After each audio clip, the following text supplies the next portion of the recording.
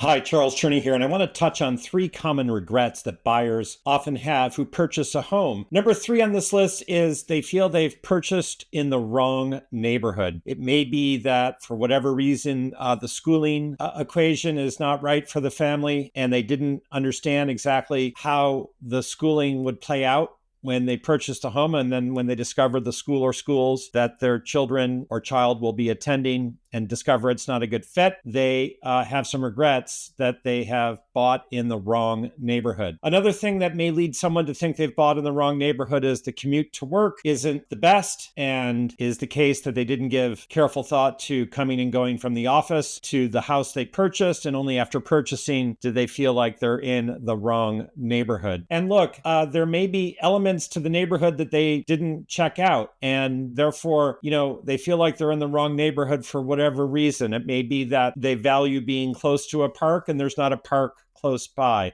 It could be that they really like to go out for coffee and there's not a coffee shop nearby.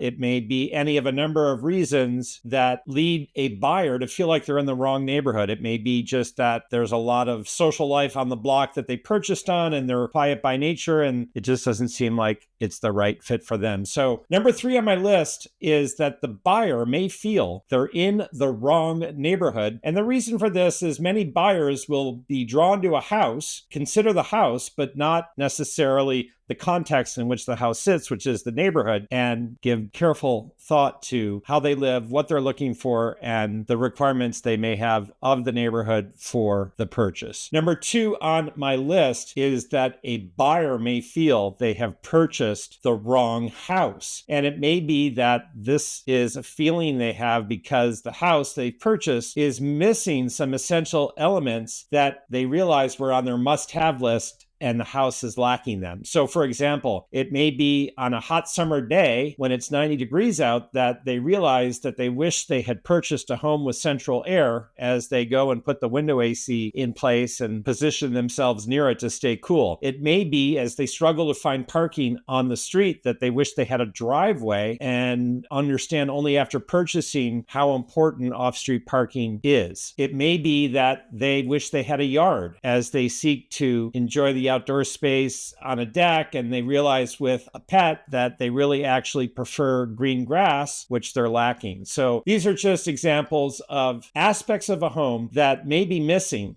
that may lead a buyer to regret having purchased the home. Now, we understand that you can fix some things that are missing. You could add central air in many instances, for example. But, it's not the case that that's always easily done or that it's, an affordable equation to solve a quote unquote problem. It may just be that the buyer feels like, wow, I bought the wrong home, right?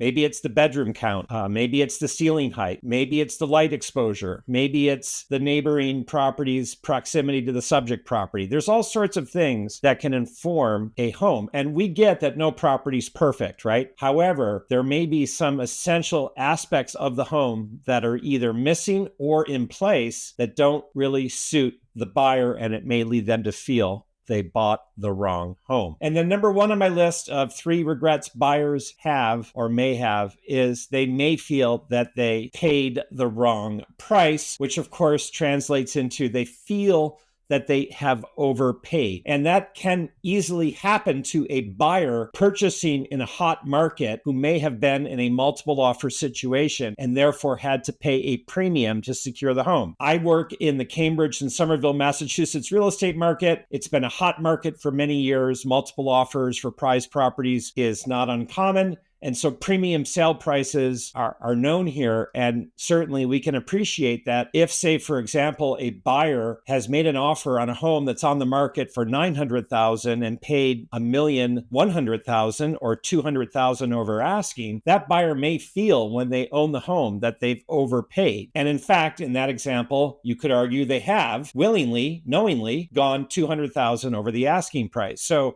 we can appreciate that even if it's a normal circumstance where the buyer is not in a competitive bidding situation, that a buyer can still feel that they've paid too much and regret what they've paid for the house that can be informed by the fact that once they're in the house, they realize they're going to want to or need to make repairs, or that now that they're actually in the house and making the monthly payments, in addition, attending to property taxes, maintenance and upkeep, and unexpected, repairs, it's just overwhelming to them, and they feel like they're in over their head at too big a number or numbers to be comfortable. So, the regret that can happen for many buyers is they feel they have overpaid. Now, myself and my business partner, Maggie D, our aim is to help buyers buy the right home. And in this regard, we welcome the opportunity to connect with you as you are searching to buy, especially if you're looking in Cambridge or neighboring Somerville. Look, if a buyer has interest in a home, look at it with the buyer and help them remember some of the essential aspects that inform their search, so that if we sense that they're falling in love with the property that is going to be one that they have regrets owning, we're,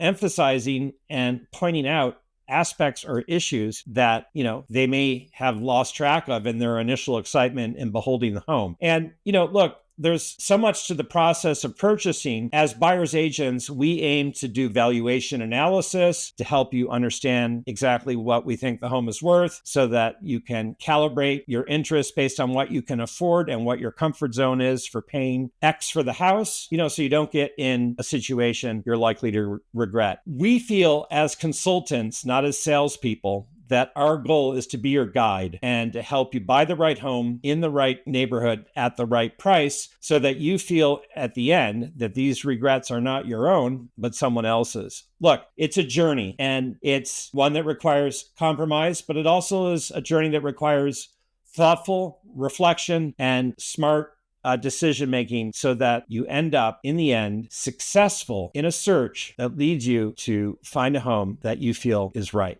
Be in touch by text, telephone, or email if we can be of assistance, or simply answer your questions about the market, your home, and the community. Be in touch. Take care.